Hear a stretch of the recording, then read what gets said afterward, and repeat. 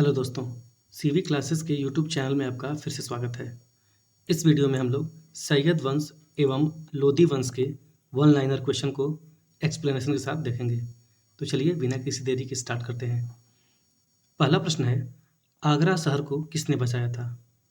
तो बता दें कि आगरा शहर की स्थापना 1504 ईस्वी में सिकंदर शाह लोदी द्वारा की गई। आगरा को 1506 ईस्वी में इसने अपनी राजधानी भी बनाई। आगरा को अपनी राजधानी बनाने का उद्देश्य इसका यह था, राजपूत शासकों के प्रभाव को कम करना चाहता था, साथ ही साथ राजस्थान से जाने वाले मार्ग पर नियंत्रण करना चाहता था। तो आगरा शहर की स्थापना सिकंदर शाह लोदी ने की थी।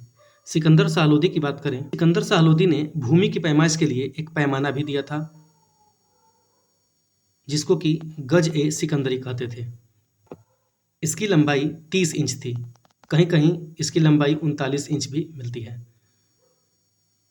सिकंदर लोदी धार्मिक रूप से असहिष्णु था। इसने नागरकोट के ज्वालामुखी की मूर्ति को तोड़ के उसके टुकड़ों को कसाईयों को मांस तौलने के लिए दे दिया था। दूसरा क्वेश्चन है, लोदी वंश का संस्थापक कौन था? लोदी वंश की स्थापना बहलोल शाह लोदी ने की थी। अगर लोदी वंश की बात करें तो दिल्ली सल्तनत का यह पहला अफगान वंश था।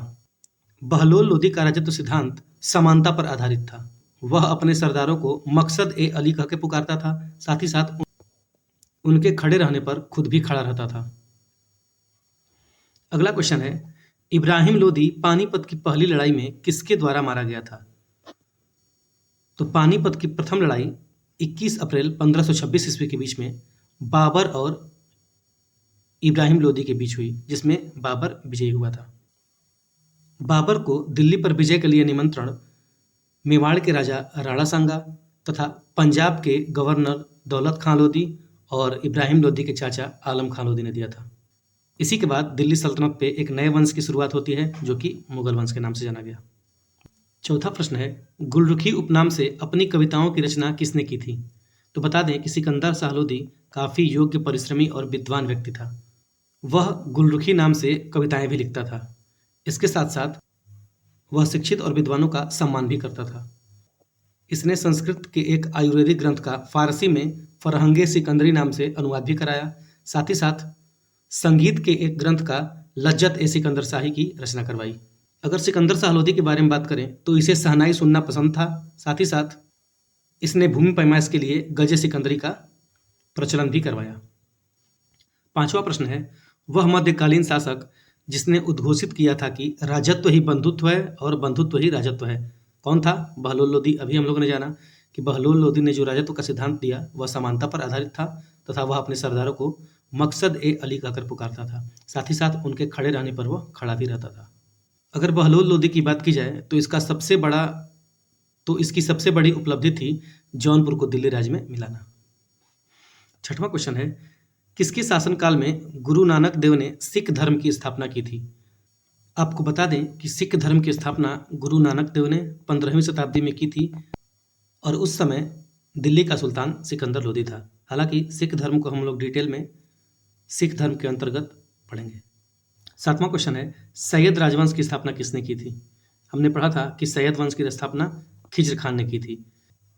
खिज्र खान को तैमूर लंग ने मुल्तान और लाहौर का गवर्नर नियुक्त किया था।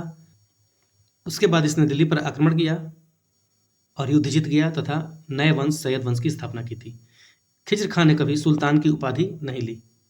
साथ ही साथ खिज्र खान अपने आप को मोहम्मद साहब का वंशज भी बताता था। इसने ना ही अपना खुतबा पढ़वाया और ना ही अपने सिक्के चलाए। साथ ही साथ तैमूर लंग के बेटे शाहरुख को यह नियमित रूप से कर भी भेजा करता था।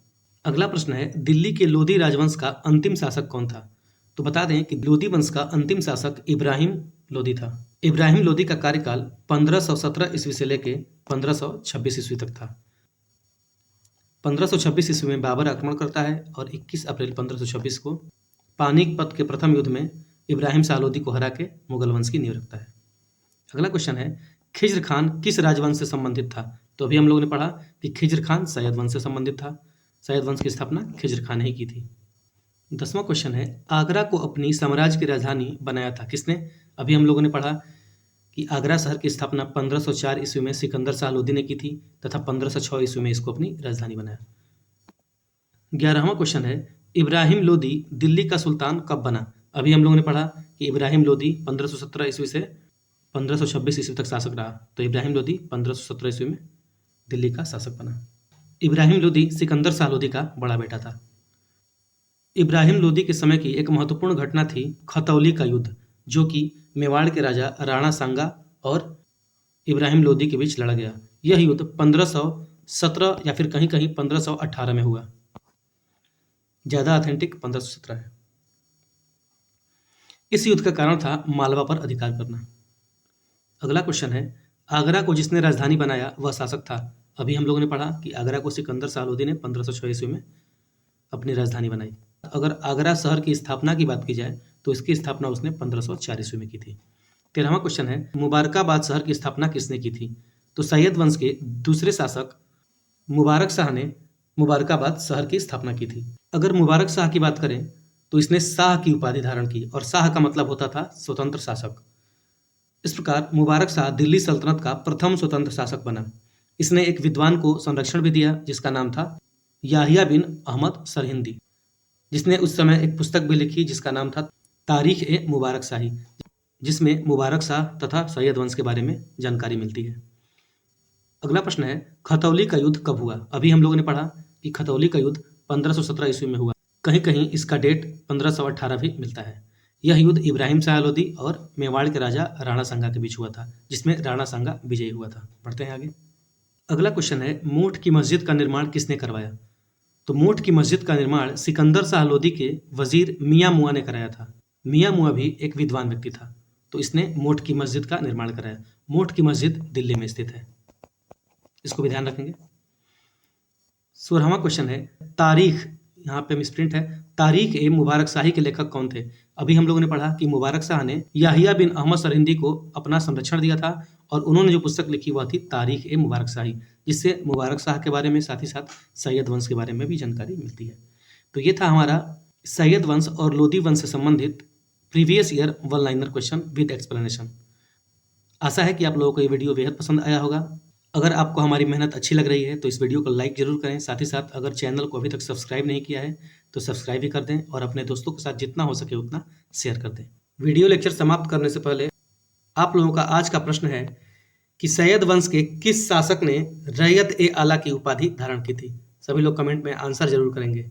मिलते हैं अपने अगले वीडियो में। Thank you.